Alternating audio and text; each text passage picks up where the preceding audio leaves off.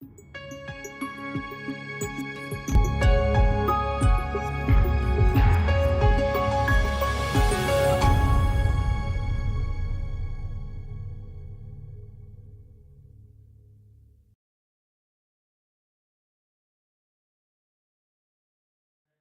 right, great. So thanks everybody for, I guess being up really early at my time in the morning, and I also need to apologize to the speakers yesterday. I didn't catch many of the talks, but I'm really looking forward to them popping up on YouTube and taking a look at them later.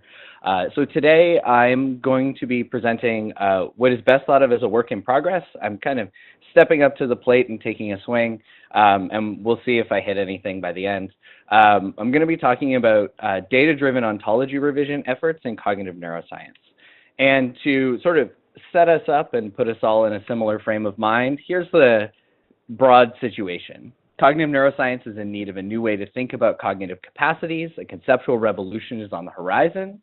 Repositories of neuroimaging data seem to present an opportunity to use data-driven methods to gain insight into the categories that, to quote Anderson, the brain uses to interpret the world.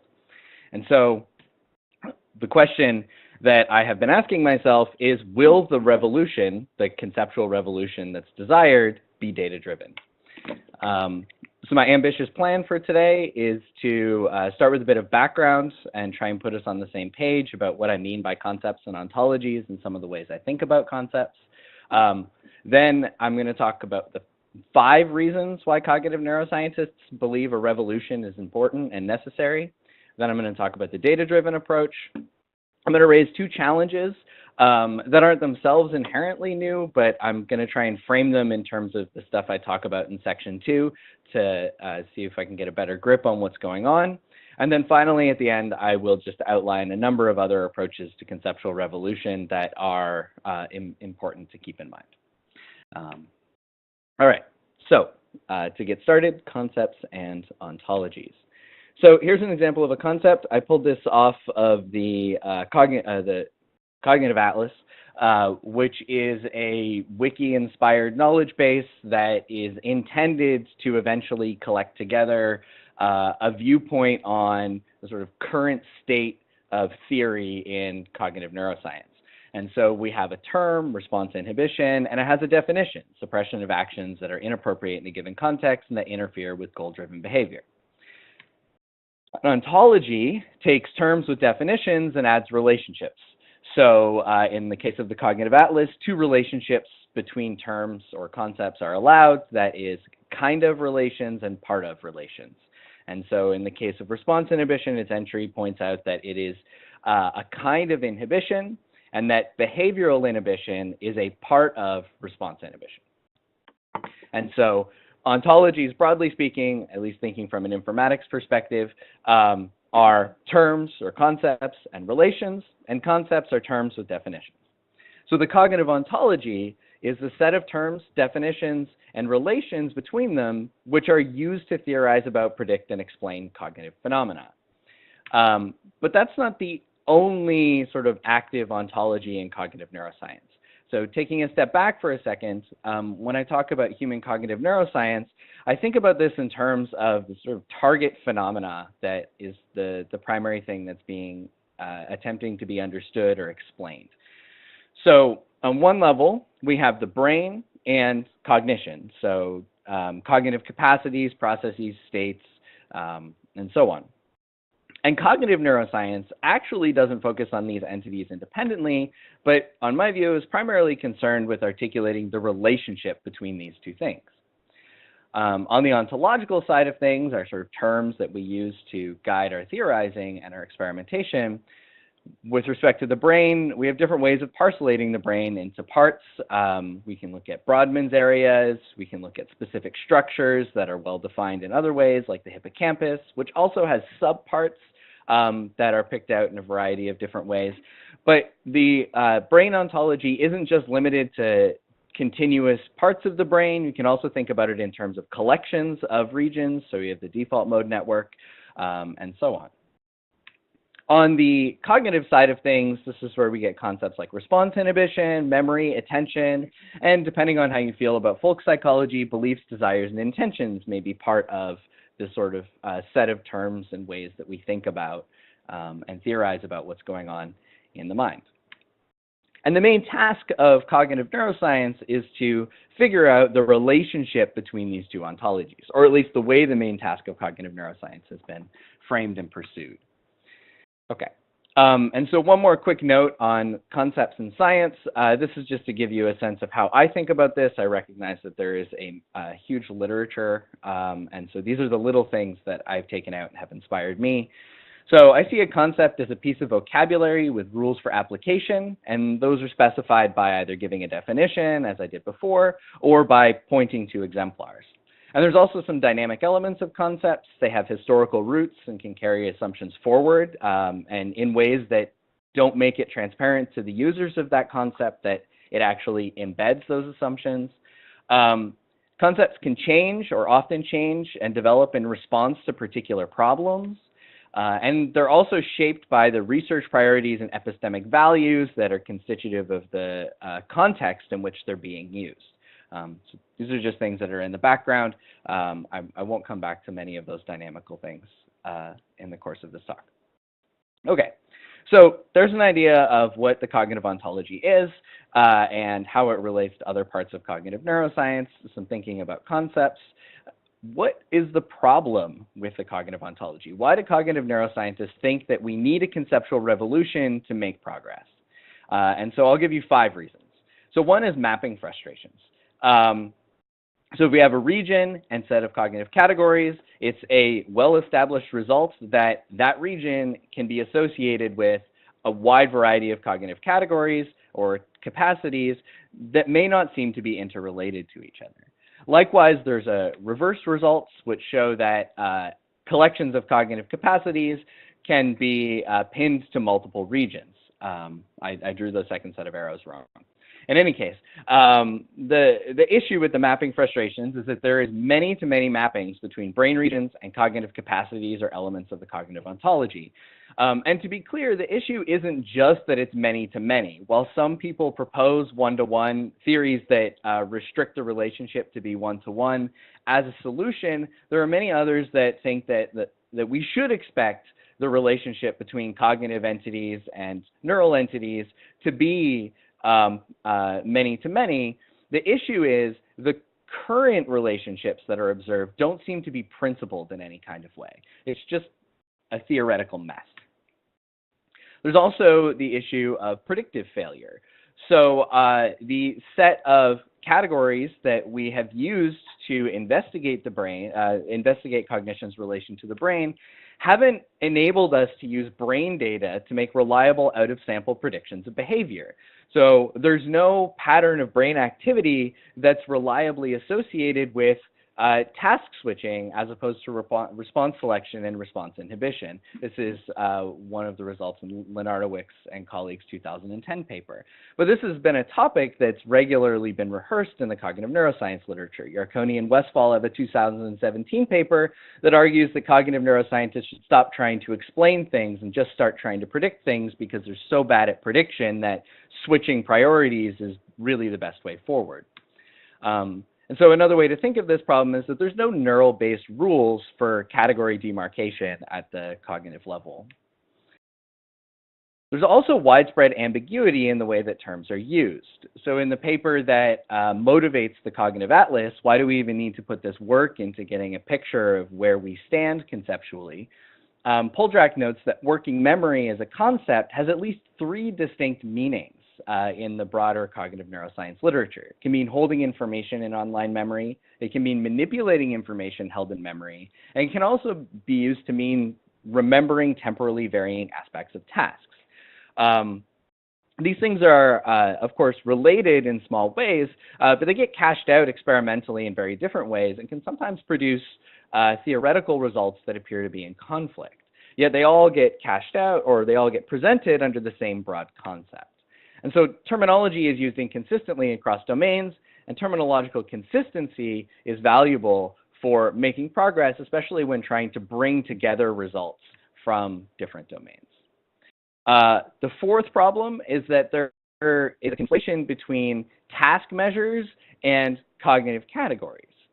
So task analyses, which is a process of coming up with a cognitive theory for how participants are enacting or performing a given experimental task, and then using that theory to justify particular behavioral contrasts as indicators of the cognitive phenomena of interest, are a traditional element of cognitive science and psychology. It's part of the way that you get to feel confident that you're not doing rehashing behaviorism and just focusing on behavior, but actually getting at something that's inside the head.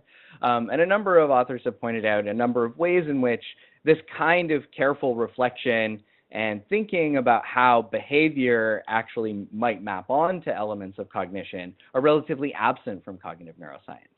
And so the connection between tasks and cognitive constructs are underspecified. And finally, another thing that comes up, at least in conversation with cognitive scientists, but it's harder to find in print, is that there's something like folk psychological recapture that's been going on that might explain, but is also part of the problem with the conceptual categories that are used to think about the mind. So in an interview, Martin Bunzel, for instance, said that in response to a question about the state of the cognitive ontology, remarked that describing the inferior parietal lobe in some familiar yet vague psychological terms creates a hopeless muddle of claims and agendas. More quantitatively, Russ Poldrack has a blog post from 2006 in which he does a number of sort of quick analyses of the Google corpus of texts from the 1800s to 2000. And he looks at terminology change over time in psychology and compares it with biology and cellular science. This is the graph from the psychology analysis. And the sort of shocking result is that around 80% of the one-word terms that are part of our quote-unquote cognitive ontology today were already in use in 1800. And so it's on this basis that Russ argues that the cognitive sciences have been, in some ways, conceptually stagnant. So a revolution is needed because we haven't had one since the 1800s. And so the reason why I use the language of recapture here, though, is one way that you might explain this situation is by noting that by redescribing theories and explaining phenomena in terms of familiar language, any efforts to get away from their broader, less specific meaning and constantly moving meaning become undermined because the theory gets re-understood and recapitulated in terms of these folk psychological concepts or even just these technical concepts that have been around for 200 years. So those are 5 motivations for desiring a conceptual revolution. And we can take these motivations and I think break them into 2 categories. So there's empirical problems, and they're empirical because they provoke because their motivations for conceptual revision is to achieve predictive and explanatory aims of neuroscientists. So the mapping relation problems could be solved if we could just explain the many-to-many results, whether that's explain them away with an ontology that gives us a one-to-one mapping, or whether that's develop a many-to-many mapping that lets us look back and say, aha, that's why, that at least gives us principled reasons for the many-to-many mapping. This is sort of what Anderson's neural reuse hypothesis that was discussed yesterday does. Predictive failure, it provokes a very specific empirical problem, which is we need to successfully predict within our taxonomy. That's just what it means to have a good theory, and so conceptual revision seems to be a way to move towards predictive successes. The meta-empirical problems are a little different because they're more about the background conditions that seem to be necessary for certain kinds of progress to be meaningful or available to the sciences, or are otherwise barriers to certain ways of making progress. So the conceptual ambiguity is an issue for efforts to integrate findings and compare findings across domains. If you use the same term as I am, but you're pointing at different parts of the world with it, I can't just assume that when I see the term, that we're talking about the same thing. And so it becomes difficult to bring together the currently disparate cognitive neurosciences, the domains in cognitive neuroscience. The task cognition problem has to do with data interpretation. If we really want to be talking about cognition, then we need to be a lot more careful about how we evaluate and think about our tasks and their relationships to cognitive phenomena.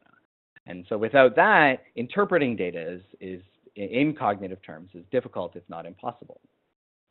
And the concerns about folk recapture is a background meta-empirical problem, because related to the first meta-empirical problem, scientific precision seems to be needed to get anywhere. And if we keep getting pulled back by common everyday language into this sort of vague, ambiguous space, it'll just reinforce the ambiguity problems that are already an issue.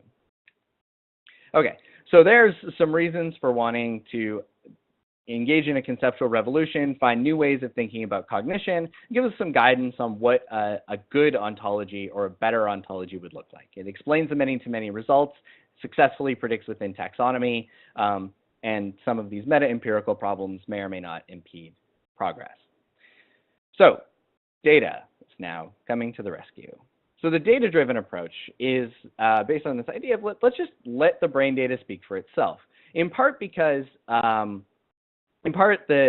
motivation for taking a data-driven approach is that if the cognitive ontology is as bad as the most radical proponents of revision say it is, then we shouldn't trust it. And so the availability of lots of brain data provides an opportunity to not even ask the cognitive ontology what's up. Instead, the idea is that we can just take data. So these are examples of neuroimaging data repositories, but I'm sure there are others. This is just the domain I focus on. So Neuroscience, OpenNeuro, NeuroVault, and BrainMap, all are collections of neuroimaging data at different degrees and specifications. And so we can take this data and we can apply data reduction methods to the imaging data reduction methods in a way that doesn't allow the cognitive categorizations and labels to drive the analysis.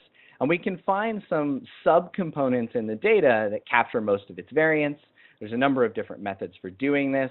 I have 3 examples here.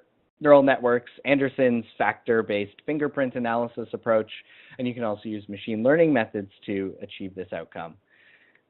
And the result is something like this.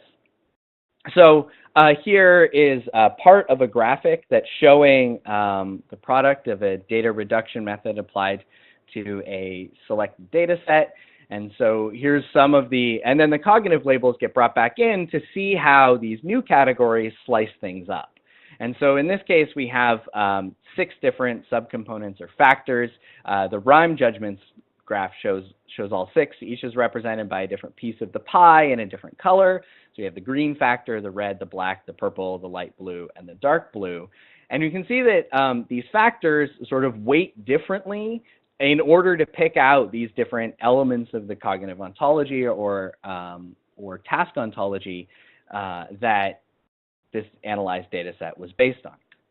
A more sort of comprehensive and sophisticated example of this is Yao and colleagues' 2015 paper, in which they took the entire BrainMap database, which is several thousand neuroimaging data sets, and they used a machine learning tool to identify 12 components that together captured most of the variance in the data set.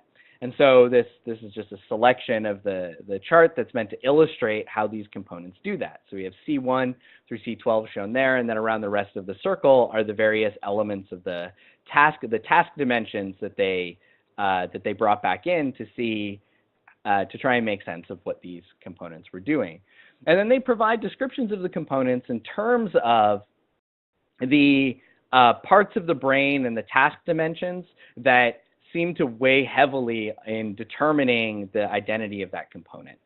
So component C1, activated regions near the supplementary motor area, the hand representation, somatomotory cortex, hand representation in the cerebellum, and the top tasks recruiting this component were vibrotactile, monitoring discrimination, finger tapping, and grasping. Now, This is as far as Yao and colleagues go with respect to trying to label these categories. And in fact, it's kind of interesting that they explicitly note that they didn't label them on purpose because they didn't want to bias the reader's interpretation of the categories, and because they think that a number of the categories could admit of a number of different ways of labeling them. And so while we might have 12 potential new elements for a brand new cognitive ontology, we don't have a lot of purchase on figuring out what these cognitively might correspond with, other than thinking about it in terms of the categories we already have. And so what seems like concerns about recapture push Yao and colleagues to avoid labeling these components altogether. I mean, and one issue here is that leaves the labeling task up to the reader. Okay, so the broader strategy is I think reflected in this resistance to labeling, which is that data-driven approaches try to create ontological distance between the empirical method and the target, which is conceptual revolution. And so let's not let the existing set of concepts and categories drive our recategorization of the data. Let's instead see the way the data falls together itself. And so cashed out in terms of the problems laid out before, this is to try and solve the empirical problems and sidestep the meta-empirical ones. Let's just not worry about the way people have talked about this data until after we've run our analyses. So thinking back again about concepts and conceptual revolution, replacing an ontology requires destabilizing it. And so destabilizing the current concepts and categories and also providing viable alternatives. Right? We're not going to adopt a new ontology unless it's a viable replacement for the existing one, and we have good reasons to think that the existing one is intrinsically insufficient. And the concepts are destabilized, and this is just taking inspiration from Feast as well as a number of the other articles cited earlier, when its rules for application are called into question.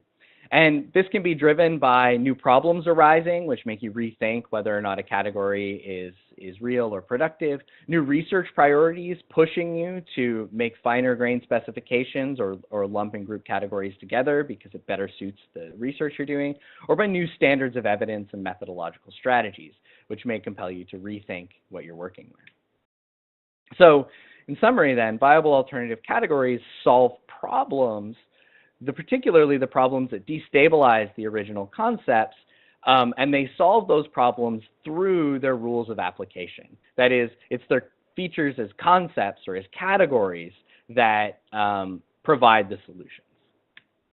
Okay, hopefully that was clear. So as I had promised in my title, there would be some challenges for data-driven ontology revision that would come out of some of this. And so I think it's useful to start with existing challenges. It's not like these methods have gone uncritiqued. So de Brugard and van der Maten are skeptical about the usefulness of these approaches, in part because dimensionality reduction techniques in general don't offer unique solutions. So if they spit out a set of categories, we could run the analysis again, and we would get slightly different ones. McCaffrey and Mashri, as well as Yao and colleagues in their reflection and justification for avoiding labeling factors in the ontology, note that taking factors too seriously too quickly could just reify abstract mathematical structures that don't have any meaningful cognitive significance. So one way to deal with these challenges is to attempt to interpret the categories. This is what Yao and colleagues start moving towards doing when they're providing their list of things that weigh heavily on each of those components.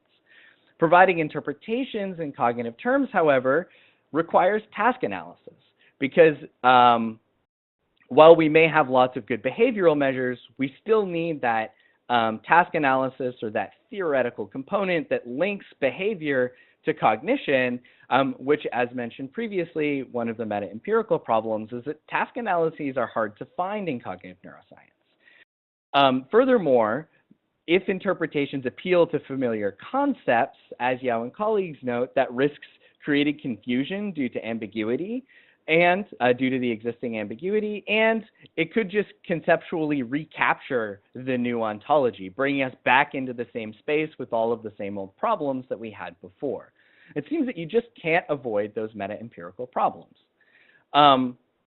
So one strategy that has been put forward recently for dealing with this is to just ignore the task ontology problem, ignore the task cognitive behavior relation problem, and just focus on an ontology of tasks. Let's use data-driven methods to figure out relations between brain activity patterns and tasks, and then go from there as a first step.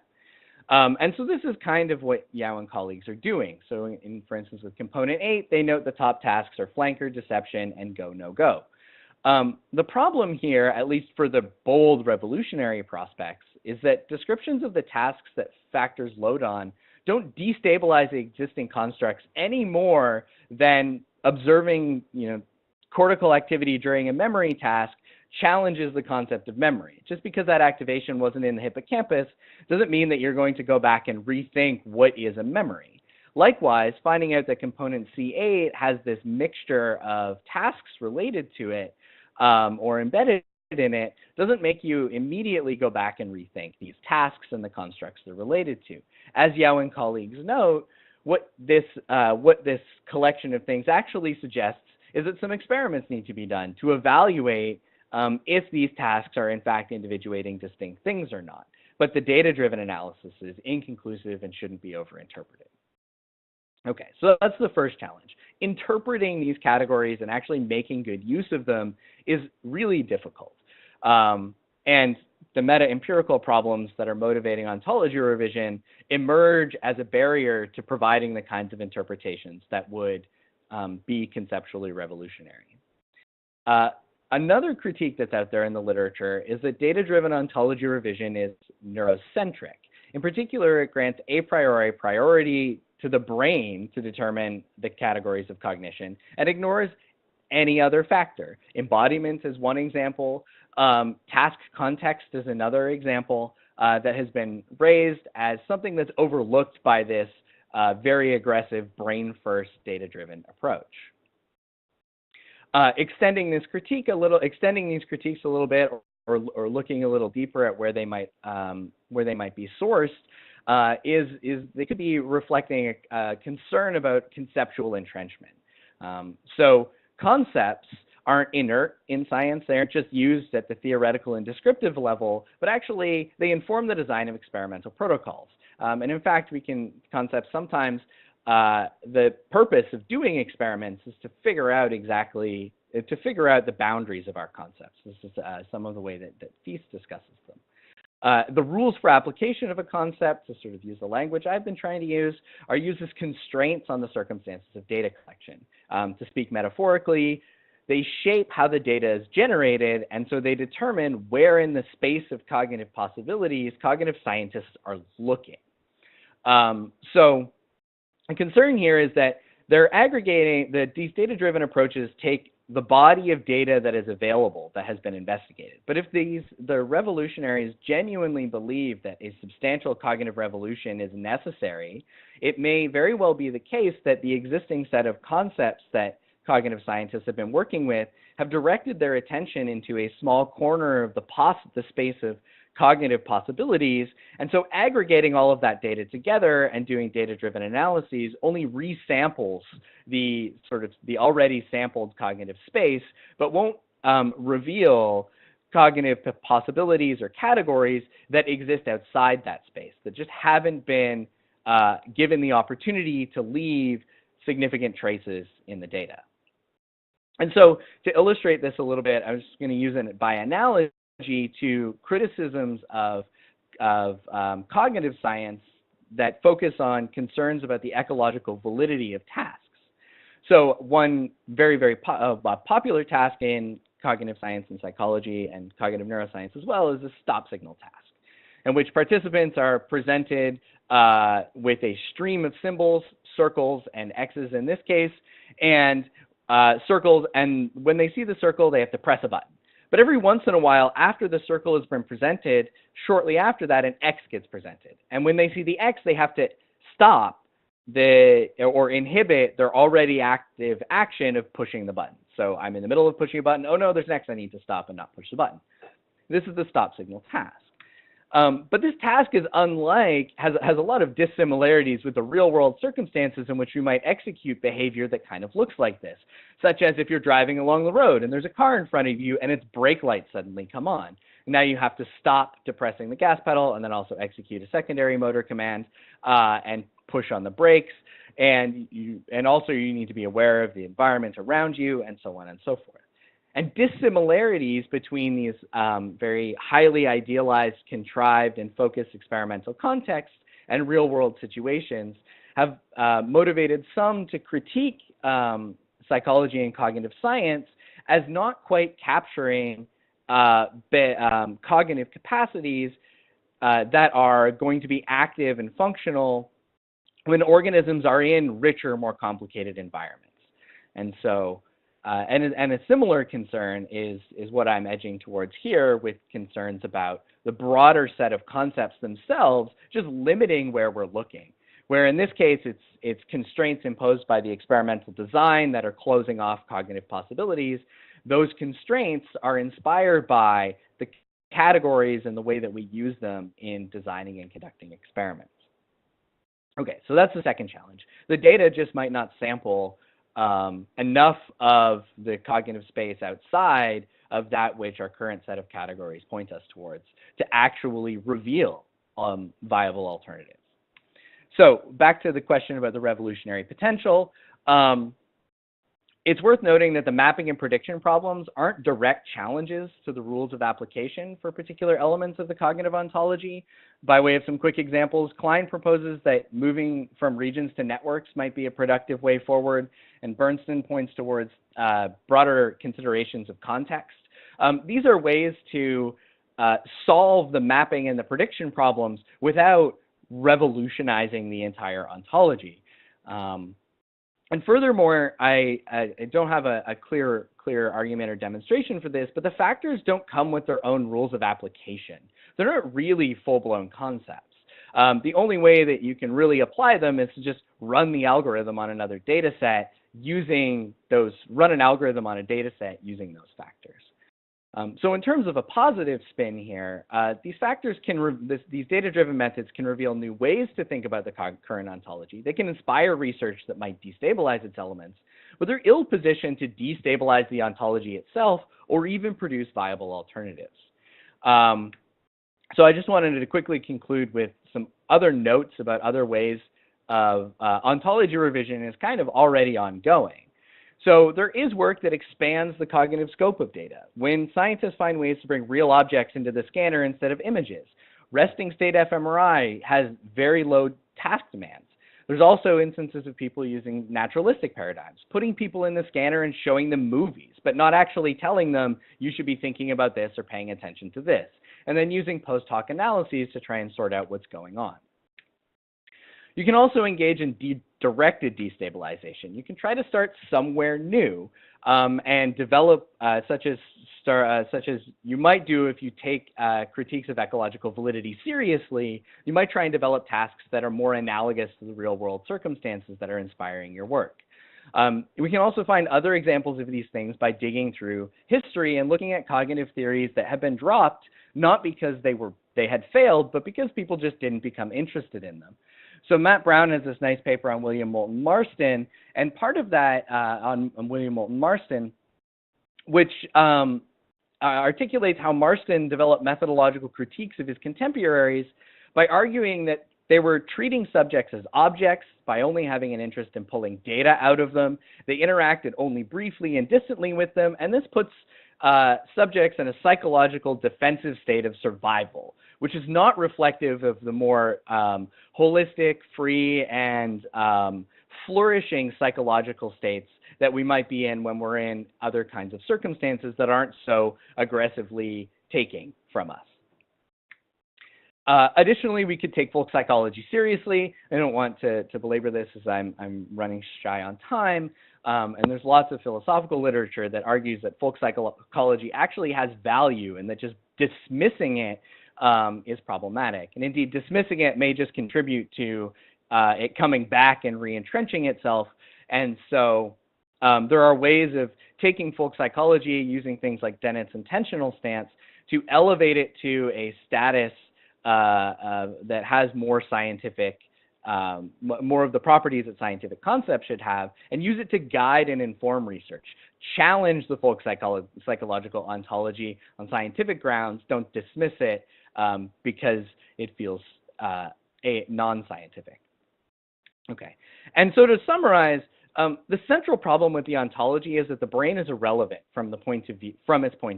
The rules of application for the category of memory are behavioral and cognitive. It's not defined in terms of features of the hippocampus, for example. Data-driven analyses of brain data don't bring neural features to bear in a way that challenges these rules of application, and they don't destabilize them. But I'm also not sure the examples I just outlined can do this either. So on that ambiguous and somewhat downturning note, thank you.